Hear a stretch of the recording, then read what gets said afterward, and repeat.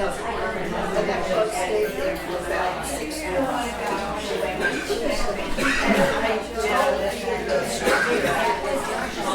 afternoon, everybody.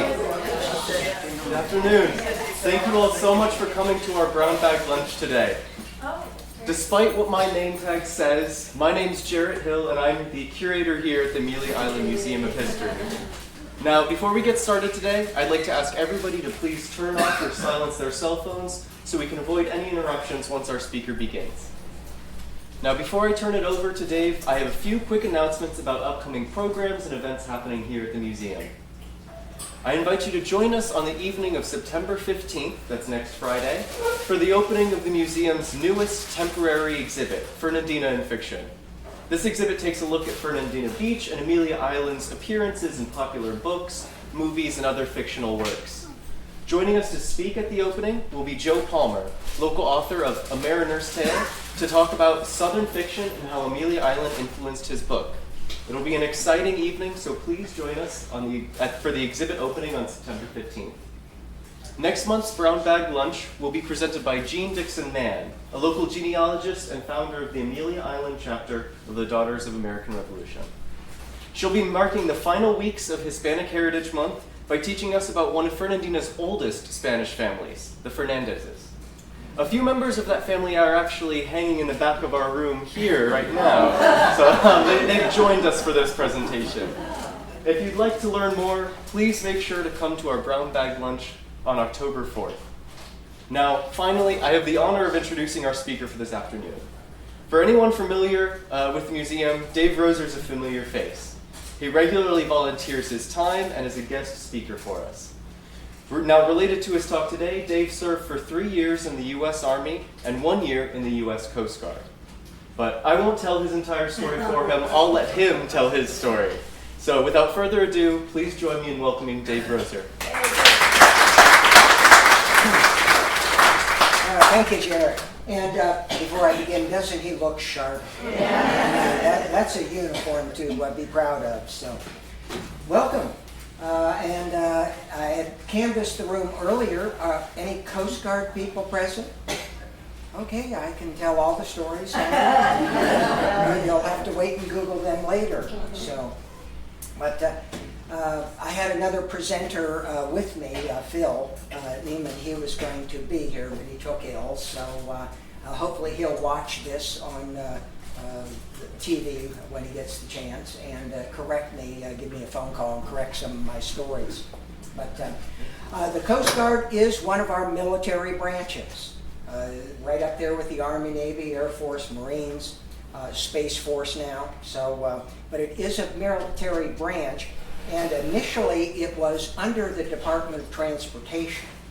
Today it's under the Department of Homeland Security, so it has changed back and forth a few times, and it's changed its name a few times. So, but technically, last month, August 2nd, we celebrated our 233rd anniversary as United States Coast Guard, but it wasn't always named that. Let's go back to colonial times. We all know the story about the English being in the colonies, and what they had at the time was the Royal Revenue Marine. And these fellas went out and collected the taxes. The ships came into port, they would inspect them for the cargo, make sure there wasn't smuggling. And so that's kind of our branch antecedents. And indeed, when we chose our name initially, it was called the Revenue Marine. So for history, does anybody have a $10 bill in their... No? I was going to pass the hat. This is Alexander Hamilton. He's on that bill. And he is the founder of the Coast Guard. The Coast Guard was formed in 1790. Alexander Hamilton was Secretary of the Treasury. And after our Revolution, our Navy, 1775, they were formed, fought through the Revolution, but after we won our freedom from the British, they disbanded. And in that interim period, from 1781 and on, while they were making the government and forming cabinets and positions, we had no Navy.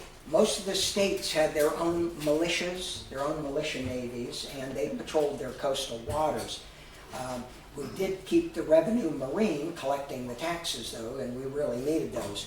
But Alexander Hamilton suggested to George Washington that we need a naval force. We need some group to patrol our coastlines on a regular basis, armed, fast, swift boats is what he recommended. 10 boats to guard against smuggling and to collect the tonnage dues, which were essentially import duties, and called the Revenue Marine, and so they created the branch, and they have been in service ever since. The Coast Guard ships, they're boats, they're ships, but we call them cutters. So Coast Guard cutter, and that goes from the largest ship we have, which might be 370 feet, down to the smallest craft we have. It's a cutter. So the initial cutters that Alexander Hamilton recommended were to be called schooners. And they were a little bit faster, heavy keel, and about 70, 80 feet. But they had plenty of sail for the speed, and they were armed initially with swivel guns. Crew of about 8 people. So they were for the protection of the country, and they did so for the first 8 years of their existence until the Navy was reorganized. Our first revenue cutter was called the Massachusetts. It was a schooner built in 1791 at a cost of $2,050. It was built in 1751, decommissioned in 1792, and sold. And the reason why was she was too costly to please Alexander Hamilton, too expensive to operate, according to General Benjamin Lincoln, and too slow to please her master, Captain John Williams. So they immediately, in 1793, built another one for $1,600, $400 less, and kept it in service till 1804. So it was one of our first cutters here that served. The Coast Guard, and we'll go to the next slide, that's the Massachusetts. And as you can see, a very small crew, swivel guns, but what they wanted was speed to overhaul the heavier ships that were coming in and force them to stop and pay their duties. So Coast Guard, we fly a flag at the stern or on our mast, and it's called the Coast Guard ensign.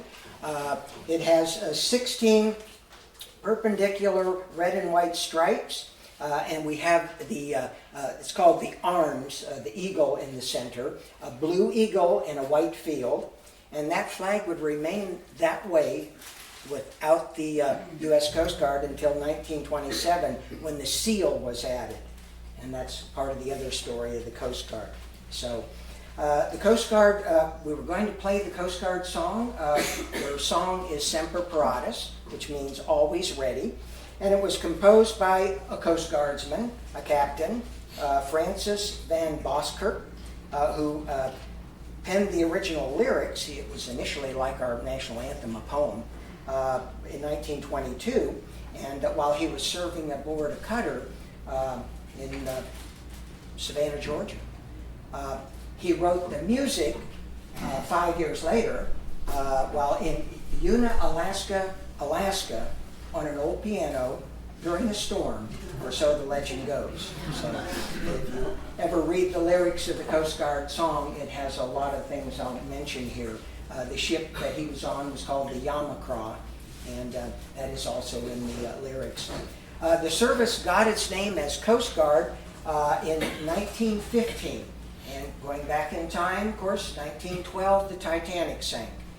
Prior to that, they did not have ice patrols. It was up to the ships sailing back and forth across the oceans, especially in the winter and the spring, when bergs began to form and break off from the flow and get into the sea lanes. It was up to them to try and relay to other ships approaching, there's a berg out here, be very careful. with the Titanic sinking, maiden voyage, that type of thing, they decided to create a permanent branch to patrol, ice patrol, to look for these icebergs that are breaking away. And that is when we became, 1915, the U.S. Coast Guard. It was formed by taking the Revenue Cutter Service, which had changed from Revenue Marine, Revenue Cutter Service. They took the Life Saving Service, which was a different group, and the Lighthouse Service, and combined them all together to create the Coast Guard.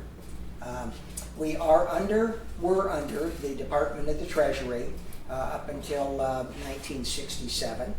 And in times of war, the Coast Guard is placed under the command of the Department of Navy. So that figures into our story later as well. So in times of peace, though, the Coast Guard patrols our coast for smugglers and pirates. Not too many pirates today, but lots of smugglers. They rescue survivors of shipwrecks, inspect vessels for seaworthiness and safety, collect the revenues, and enforce the enacted laws of our nation, especially during Prohibition. But in times of war, the Coast Guard does go under the Department of the Navy, and the way you can tell them is they would have a W in the front of the ship on the bow. So if you've ever seen a picture of ships, gray-hulled ships, they're not Navy if there's a W in front of it.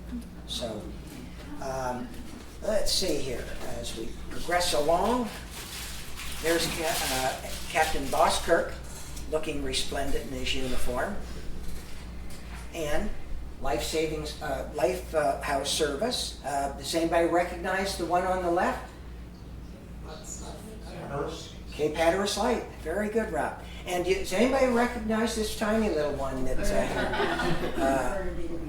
Fernandina Beach? So that's our lighthouses, and they were manned by Coast Guardsmen.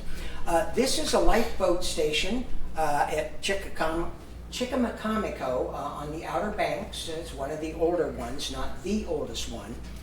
That is one up in New England is the oldest life-saving station. But those are the ones where they would have a life-saving crew, and they would have the rowboats. And they would go out in storms. Ships would, especially on the Outer Banks, run aground.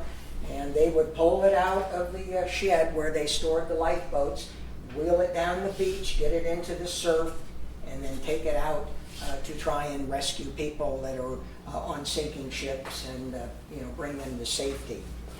Which brings me to the Coast Guard's unofficial motto: you have to go out, but you don't have to come back. So those fellas really lived up to that motto. The black gentleman there is, and I had his name here, he is Keeper Richard Etheridge. He was born a slave in 1842, and that is the Pea Island Life Station that he served at. And he remained there until 1896, and just a lot of credit. And as you can see, he has a number of fellas with him that are also black. So Coast Guard did recruit them. For our light ships, there's the Chesapeake.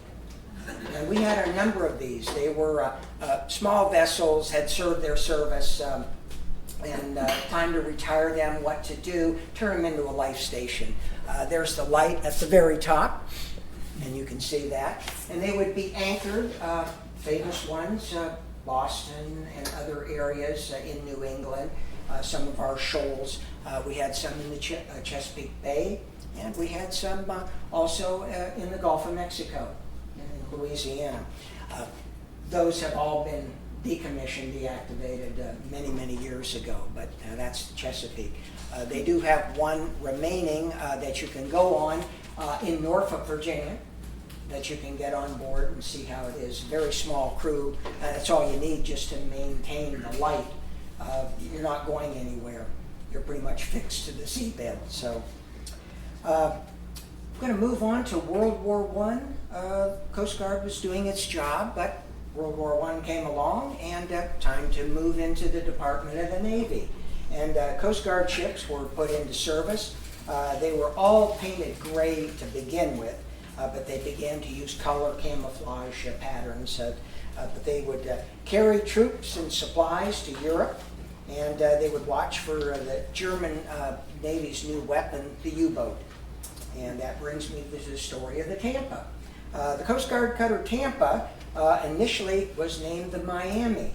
And it was one of 6 cutters that were in service when the war broke out. And in 1917, they went into the Navy. They changed their name from the Miami, and it was during that period that they were going back and forth here. The Tampa was on convoy duty, and she had just escorted on her voyage a convoy to the Irish Sea from Gibraltar. She was ordered to proceed, lead the convoy by herself, and proceed to Wales to pick up another convoy. And it was as she was going to port in Wales that she was spotted by a German U-boat and sunk.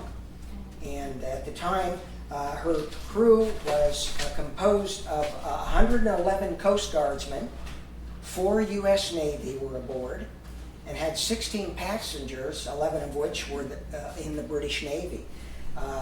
They have a commemoration of her loss because she was sunk at sea and lost all hands. There were no survivors, and indeed they only found 2 bodies out of the whole complement. So they erected a memorial at the Arlington National Cemetery to the Tampa. So, but after the war ended, of course, we've got times of peace, and back we go into the Treasury Department, and we're just in time for the Volstead Act, 1920. And you know what that is, prohibition. And so the Coast Guard got very busy, and they found that their craft that they had been built 20 years or more before just were not up to the rum runners. This was the period of the rum wars. And smugglers took advantage. They also were not very heavily armed. They might have a machine gun on board, but it turned out that many of the rum runners, the smugglers, had all that surplus weaponry from France that the government was unloading, and BARs and submachine guns, and so we began to arm our cutters with a little bit heavier ordnance here to stop them. Still moving about 15 knots. Now the rum runners tended to be a little bit faster, but now we've got a gun on board that can kind of persuade them. Let's drop a couple and get their attention here. So, the Volstead Act prohibited the manufacture, sale, and distribution of alcohol, and as a consequence, there were a lot of smuggling. And from Canada, our neighbors to the north, and from Europe, they would have motherships anchored out the 12-mile limit, and the small craft would come to the mothership, load the alcohol and whatever else they were smuggling, and then make a dash for the coast. Some of them made it in, a lot of them made it in. But they did get some notoriety by stopping a few. They also got their hands slapped a few times for sinking some of them. Questionable after the court of inquiry, whether the Coast Guard actually did fire warning shots or just sank them. But anyway, they were competing with fellows that had war surplus weaponry, 45 caliber Thompson machine guns, automatic pistols, and rifles. Fortunately, the 18th Amendment was repealed in 1933, so no more prohibition. But we're just getting close to another time for a war. Let's have another war, okay? And we're moving into the late 30s. Europe, of course, is going to war in 1939. Germany, Italy, they began to rise in power. And the Coast Guard was back under the Department of the Treasury again and not really involved. However, there were ships coming from Europe with Jewish passengers trying to get to the United States, avoiding Germany, getting out of Europe. And sadly, the Coast Guard was stopping some of the vessels and preventing them from getting into port. So not a great thing, and very much against what we were standing for at the time. But World War II came, they bombed Pearl Harbor, and this is the 1920s, and there's some of the Coast Guard cutters, and you can see they're painted gray with CG in the front. Now that's a Coast Guard cutter. That is the Roger B. Taney, but number 37, and he was one of the first vessels to go into action at Pearl Harbor. The Taney had pulled into Pearl. The sailors, Coast Guardsmen, were like the sailors on shore, but they were situated in Pearl Harbor such that the fellas could get back quickly, get on board. The engines were already fired, and she went out to sea and started patrols. So the Taney, it was very famous. I did get a chance to see and go aboard the Taney when she was tied up in Portsmouth. She had teak decks. She was really a thing to behold. So that's one of our special craft here. The Coast Guard, and let's bring it a little closer to home. Did you know that the Coast Guard were here on Amelia Island? Did you know there were 60 of them living in Fort Clinch? Yeah. We had, and let's go to the next slide. Oh, spars. How about we go a little further south to St. Augustine? St. Augustine, we had a school. We took over Flagler College. And we trained Coast Guardsmen there. They learned seamanship, and there's some of the coasties coming out of the Castillo de San Marco, but they also had the spars there, and that was the ladies in the Coast Guard. But they also had to learn a little bit of seamanship as well, so we thank the ladies for that. And they look like they're having fun. But back to the island again. We also had Coast Guardsmen, some of those 60 fellows living in Fort Clinch were part of the Coast Guard patrol. They were on horseback. We needed a branch to patrol the Coast Guard, that was their job, but they needed to patrol the beaches as well, so they decided, let's get horses from the Army, and they still had about 3,500 of them, so the Army gave us 3,200 horses. And we began to move them around the country to different places. And when we had nice sandy beaches like we have on the island, they would go on patrol on horseback, usually closer to this rather than this. They look a little bit too clean, but they would travel in pairs.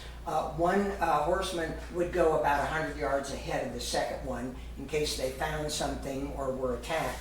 The other one could turn around and ride back and try and get help. So, but they patrolled here on our island, and we had dogs. And they were also on patrol. And the Army had, they also got their dogs from the Army. So we used them, had to go to special schools to be a dog handler. And they were also used during the war.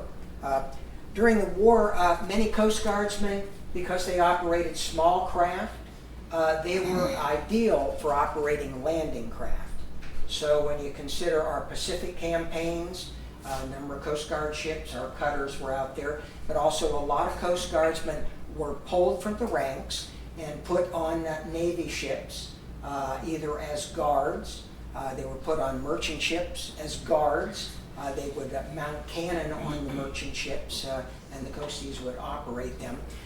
But in the Navy, they also had landing craft that needed helmsmen, and Coast Guardsmen were given that job as well. So they literally did hit the beaches. They were in every engagement from Guadalcanal through to Okinawa in the Pacific. And in Europe, they were there in the Mediterranean when they landed, and also D-Day. So they did their service as well. In the Coast Guard, I should mention in World War II, we only had one Medal of Honor winner, Douglas Monroe. It was at Guadalcanal. And, no, that's dogs. But he's the only one to ever receive the Medal of Honor. So kind of a special award. We do get other awards for gallantry and that kind of thing, life-saving medals. But anyway, any Marines in the crowd? No Marines, so I can tell you that. Douglas Monroe was going to pick up Marines off the beach. They landed them, they got partway in and found a large Japanese force who chased them back down the beach. So Monroe pulled his landing craft in and got him off. But he was killed as they were pulling away from the beach. So after the war, the Coast Guard goes back into the Treasury Department, and we perform our work, maintaining lighthouses and search and rescue missions, iceberg patrol, aids to navigation, which is fixing the lights and the buoys that are out in the waters and the rivers. And we were also doing some guarding against smuggling, not as much. Couple things that happened though in the 50s.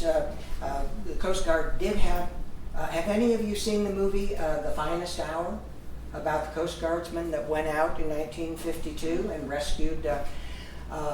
It was in near Boston, and there was a Coast Guard station there, and the Pendleton was a tanker, and it broke apart in a very bad storm, and the waves. The front part of the ship sank, but the back part was still afloat. It washed up on a shoal, but it was taking on water and in threat of being destroyed.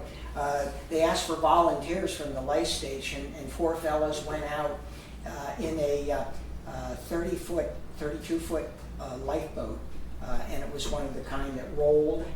They were called submersibles, reversibles, and if it took a wave, it would roll over and then right itself, self-righting boats. 4 fellows went out.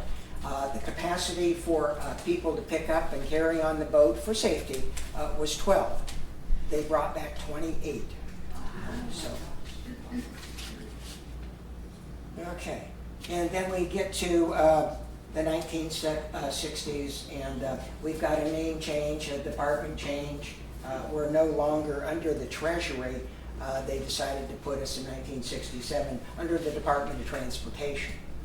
And let's see, what was happening in the 1960s? Oh yeah, Vietnam. I was just going to get back to that. As you might expect, the Vietnamese didn't have a lot of patrol craft. They didn't have, and they had a lot of coastline, if you've ever seen the Vietnam, the map. So they sent over a squadron of Coast Guard vessels. They eventually ended up having 80 river craft out there, and 12 cutters, larger ships, much like a Navy destroyer, out there patrolling the coast and inspecting saipans and other Vietnamese vessels for smuggled weapons and contraband. And they would remain there until 1970 when they were brought back. The Coast Guard did have some casualties during the Vietnam War, not as bad as the other departments, but about 900 Coast Guardsmen died in combat in Vietnam. So that brings us to 1970, and the Coast Guard comes home. Do you think we brought back any of our cutters? No, we gave them to the South Vietnamese. And of course, 3 years later, Saigon fell, and they now belong to the North Vietnamese. So I'm going to move into the 1970s, and that's where I came into the Coast Guard. You're not smiling. No, I'm not smiling, am I?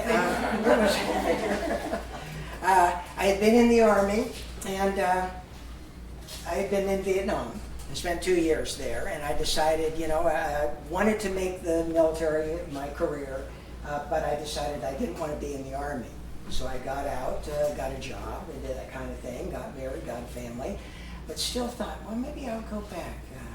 A Coast Guard recruiter came, and I met with him, and he said, oh yeah, we'll take you. You don't even have to go through basic training. We'll give you a uniform and send you somewhere. Okay. So I signed up in actually joined in January 1977. They sent me to Cape May 2 weeks later in New Jersey at the Coast Guard station. I had 3 weeks training. Most of it, first week was getting shots in a uniform. The second week was learning about boats and hopefully how to operate a boat. And the third week was waiting for orders to be assigned to a station, Coast Guard station. Next slide. Oh, that's not my boat, but I do have pictures of my boat back there. I was put on an inland construction tender. It worked the rivers. And when I went in 1977, 76, 77, we had the worst ice storm. Any of you from New England, New York, it was terrible. And all that ice built up in the Chesapeake Bay, and they needed to write the signposts, the rectangle and triangle signs, and they needed to repair the lights that were out in the Chesapeake Bay along the coast. So I ended up on an inland construction tender. I'm all thumbs. And I'm not very good at building things either, but I learn quickly. So the fella on the left is me after I had injured myself.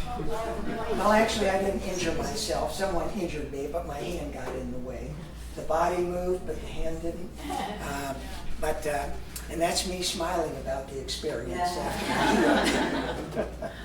But anyway, it was an experience. We worked one side of the Chesapeake Bay down to Portsmouth, and then back up on the other side of the Chesapeake Bay, the Delmarva Peninsula, and that's all we did. The 3 key words for the Coast Guard was work, work, work. And we did 12 to 16-hour days.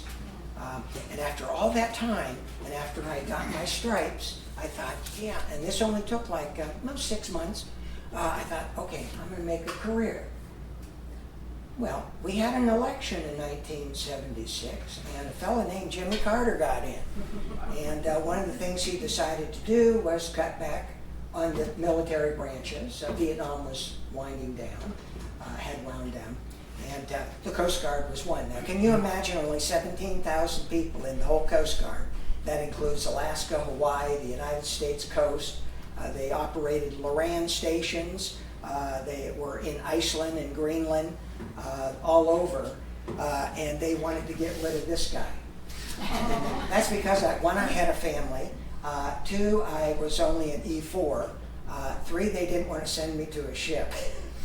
Well, they did. They offered me an icebreaker in the Army. Now, I don't know how effective I would have been, but anyway, I opted out. They gave me the choice. Go home with our blessing or stay and we'll make your life a living hell. So maybe that's why I was kind of mumbling to myself in that picture on the right. So that's why I was only in a year. They said, we don't need you, you've done your time, go home. So I'll move in, that's 1970s, okay? Today, the Coast Guard moved from Department of Transportation, now in the Department of Homeland Security. And they have changed a whole lot. We did not have rescue swimmers. It was the best swimmer on the boat. Usually got the job, and it was usually a team effort. We would drop a boat and go try and rescue someone. My particular boat only did 15 knots, so the people would actually be floating in water quite a bit longer than necessary with us trying to come. But they were given duties of rescue swimmers. They have snipers in the Coast Guard. Now, the sniping is not necessarily shooting people, but they have helicopters now. And what they do is go up in the helicopter, find the smuggler's boat. They get radio, someone's smuggling, we get tip-offs. And the idea is to have a high-powered rifle and shoot his engine out. Shoot through the back of the boat, stop the engine, so you can board them. So they may be fast, they may be faster than we are, but we still have a sniper on the helicopters.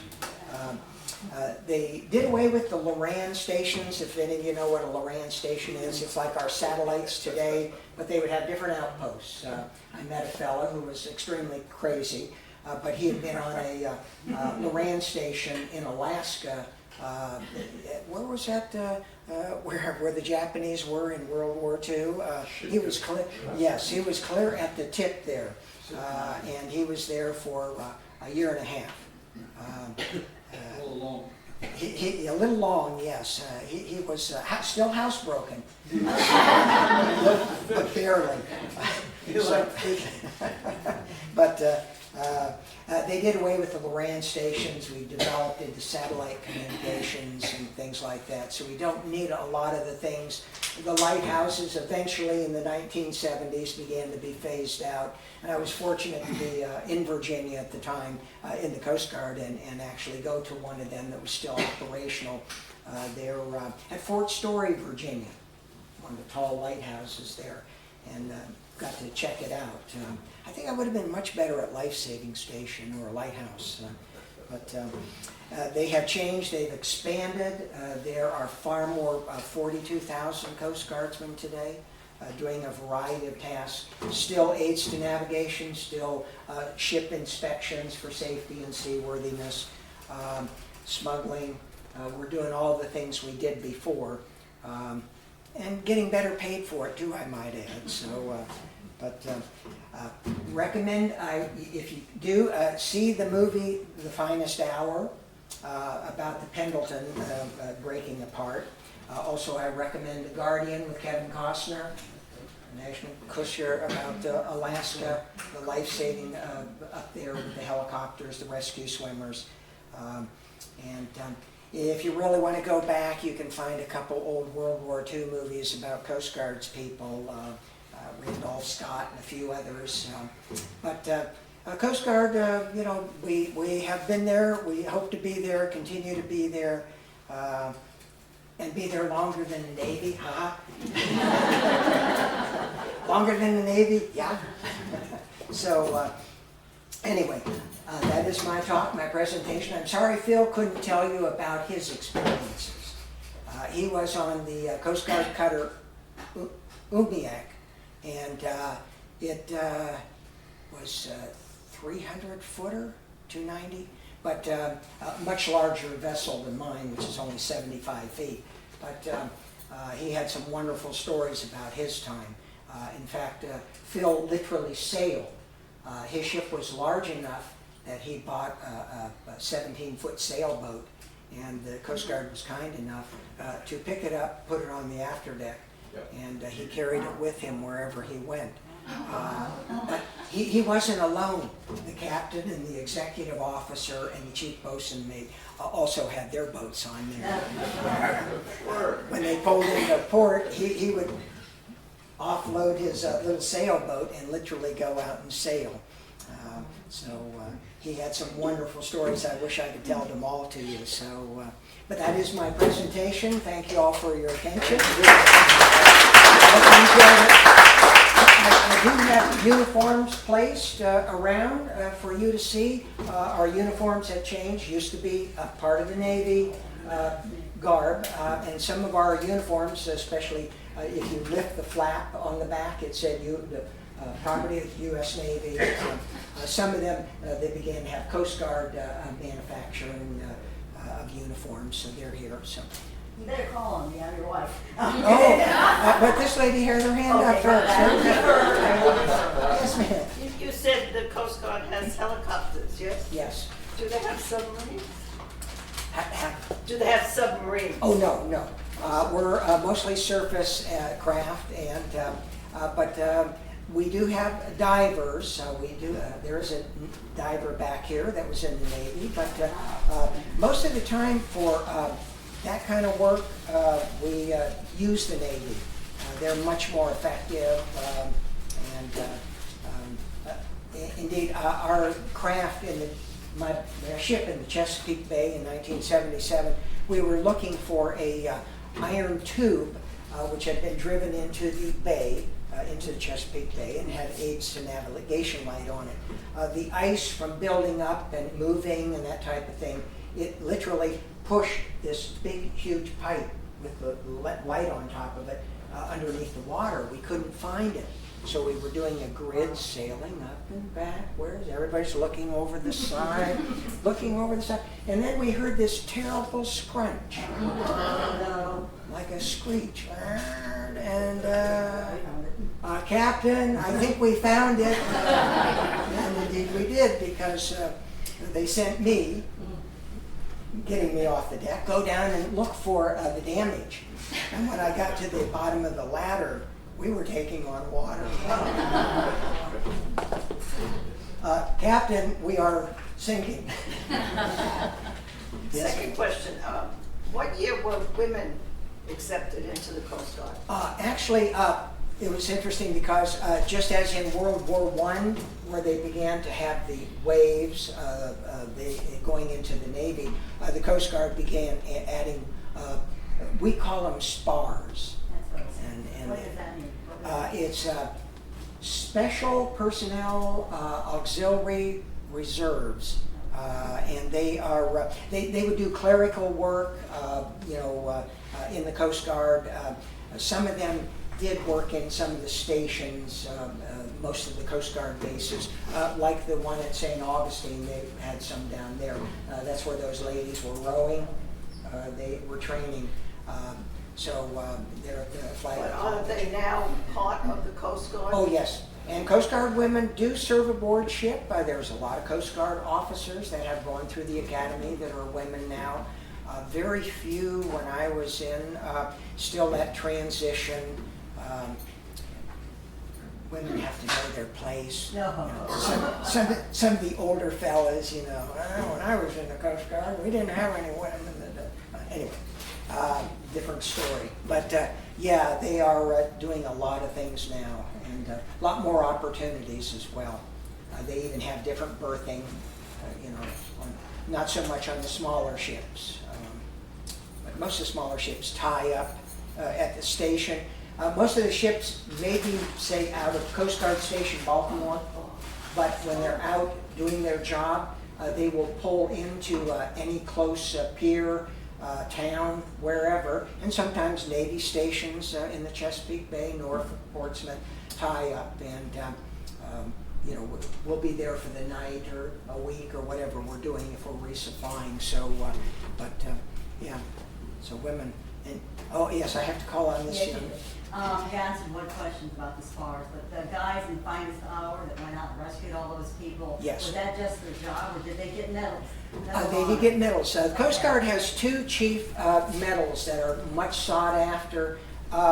They're life-saving medals. Okay. And it's equivalent of a Silver Star, almost for the Coast Guard, it's almost equal to the Medal of Honor. But yes, the gentleman, his name was Earl, and it just went out of my head. But he was a bosun's mate. It was his job to take a craft out. In the story, he was initially going to go out, but his officer commanded him not to. Don't take out a craft, it's too dangerous. He was the only one in the station who volunteered at first. Another guy said, oh, if you want to go out, we'll go out, okay. And they got a crew of 4. They needed an engineman, and one guy who was new to the station, he had just come in, the sea bag, reporting for duty, and hey, that's what we're supposed to do, aren't we? So they went out, and they found the ship. They had rolled a couple times, took the cover off the pilot house, and damaged the craft, but it was still seaworthy.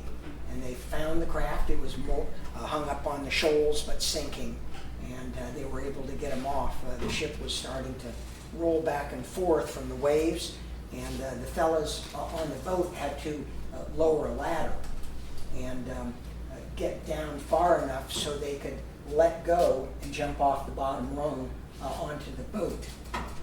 Grossly overloaded. I mean, 28 men plus 4, 32 people on a boat designed for 12. But they did make it back, and he is one that got that life-saving. Now, there's a silver and a gold, and he got the gold. And pretty much if you get that medal, you can write your ticket in the Coast Guard. Where would you like to go? Hawaii. Hawaii, yes. And if you don't have a quick answer, they might put you on recruiting duty in Fargo, North Dakota. They've got a sense of humor.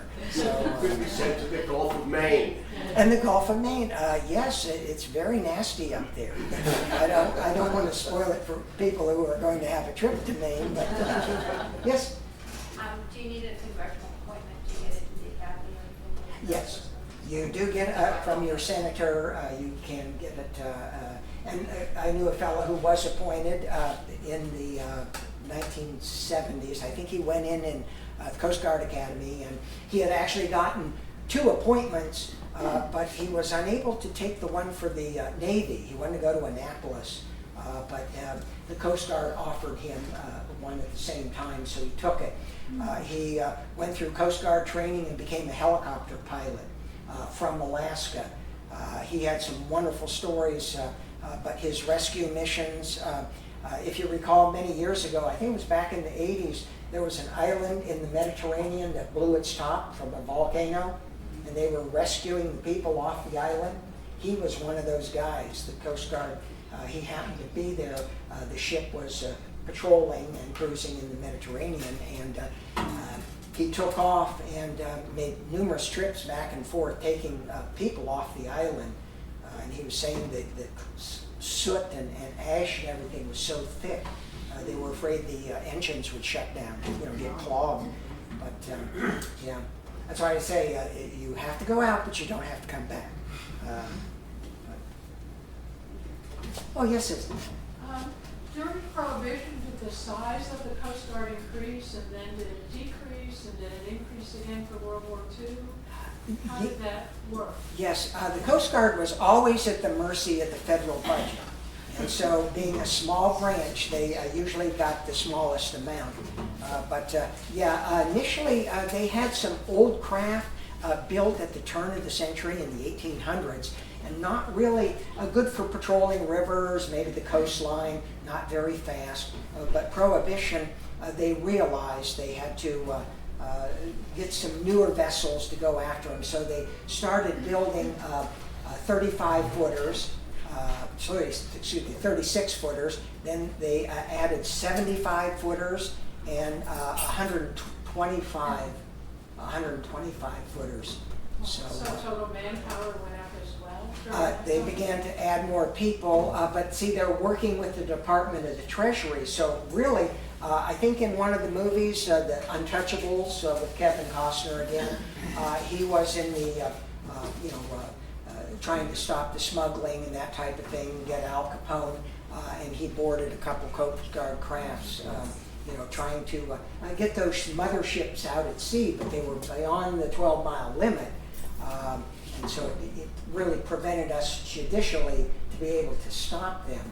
But if they happened to drift a little closer, and then the same with World War II, we had the Depression come up in the 30s, 1929 and the 30s, and very small budget, cutting back. They began to borrow boats from the Navy. But when the war came, of course, shipbuilding was the chief industry, and what they would do is commission the ship for the Navy.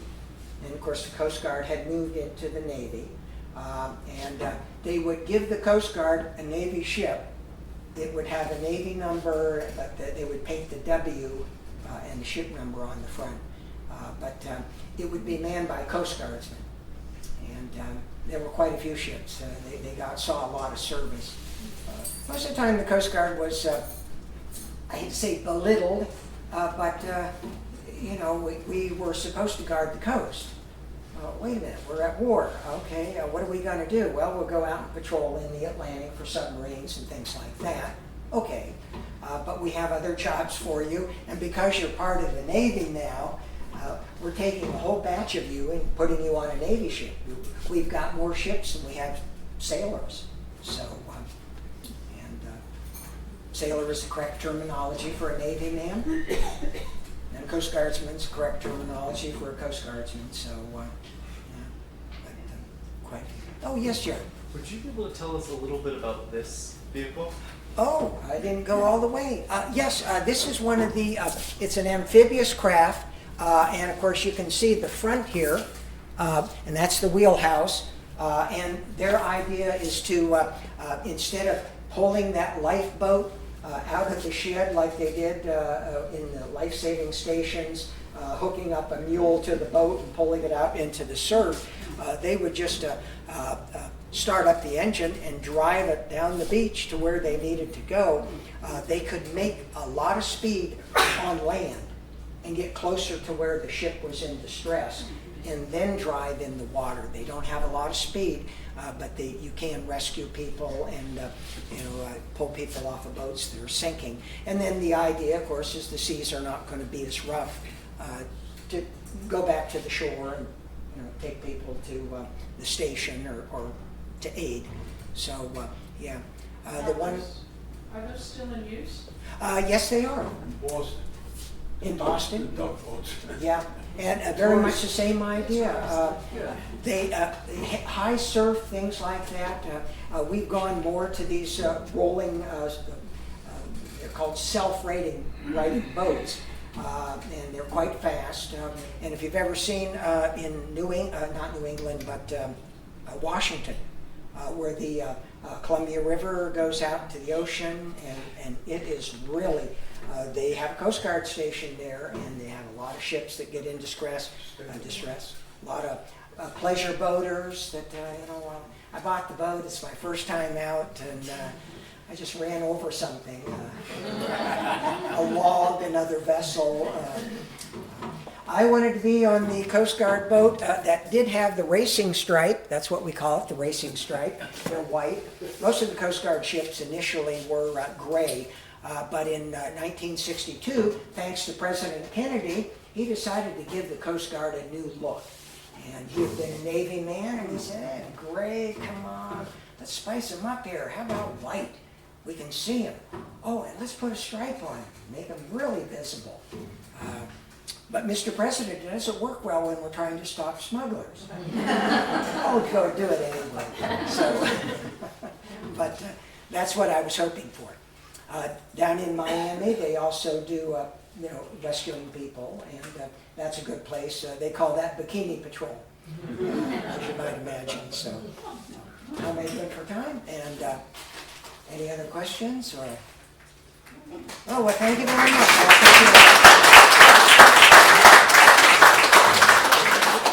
Thank you all so much for coming today. I really enjoyed this talk. I hope you all will take a few moments to look around at the objects that Dave has brought here from his own collection.